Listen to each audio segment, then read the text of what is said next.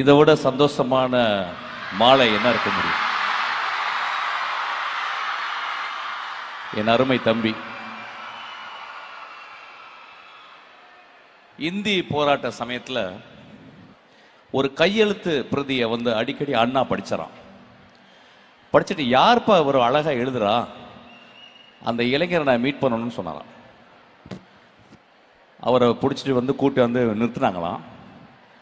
அண்ணா பார்க்கும்போது ஒரு 14 வயசு பையன் நின்றாராம்.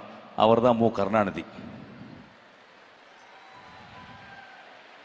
அவர் ஷாக் ஆயிட்டாராம். என்னப்பா, நான் ஒரு 30 வயசு இருக்குன்னு நினச்சா, நீ 14 வயசுல இருக்கு, நீ ஸ்கூலுக்கு போலையான்னு. இல்லைங்க அண்ணா, நான் ஸ்கூலுக்கு போகிறது இல்லை அப்படின்னாராம். அதெல்லாம் வேணாம், முதல்ல நீ ஸ்கூலுக்கு போ, அதுக்கப்புறம் தான் அரசியல், அதுக்கப்புறம் தான் போராட்டம்னாராம். வீட்டுக்கு வந்துட்டாராம். அண்ணா சொன்னதை தட்ட முடியாது.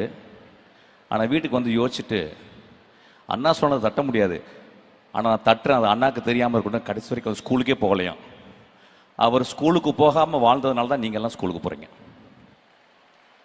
இதை மறக்கவே கூடாது. நாங்கள் படிச்சுக்கிட்டே இருக்கோம். நான் இப்போ காரில் வரும்போது ஒரு பஸ்ஸு போகுது. அந்த பஸ்ஸில் திருநங்கைகளுக்கும் திருநம்பிகளுக்கும் ஒரு திட்டம் அப்படின்னு இருக்கு, சிறகுன்னு ஒரு திட்டம். நாங்கள் 2 பேரும் அரசியலுக்கு அப்பாற்பட்டவங்க. ஆனால் அந்த குடும்பத்தில் தான் நாங்கள் எப்பயுமே இருக்கிறோம், எப்பயுமே கூட பழகிக்கிட்டே இருக்கோம். ரொம்ப ரொம்ப நீங்கள் எல்லாம் கொடுத்து வச்சவங்க. நாங்கள் ஸ்கூலில் படிக்கும்போது, கவர்மெண்ட் ஸ்கூலில் படிக்கும்போது எங்களுக்கு எந்த ஹெல்ப்புமே இல்லை. ரொம்ப ரொம்ப கஷ்டப்பட்டு ஒவ்வொரு வருஷமும் நாங்கள் படிக்கிறதுக்கு அவ்வளோ கஷ்டப்பட்டு வந்தோம்.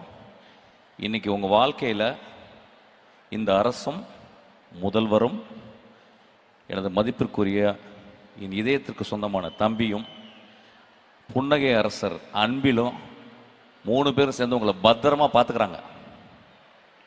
அதை மறக்கவே கூடாது. அவ்வளோ நல்ல திட்டங்களை உங்களுக்கு படிக்கிறதுக்காக சொல்கிறாங்க. நீங்கள் படிக்கணும். இனி வாழ்க்கையில் உங்களுக்கு எந்த முட்டுக்கட்டையுமே கிடையாது, எந்த முட்டுக்கட்டையும் கிடையாது. உங்கள் வேலை படிக்கிறது தான். உங்களுக்காக எல்லா செலவையும் எல்லா பொறுப்புகளையும் உங்கள் தாய் தந்தை போல முதல்வர் ஐயா உங்களை பார்த்துக்கிறாரு.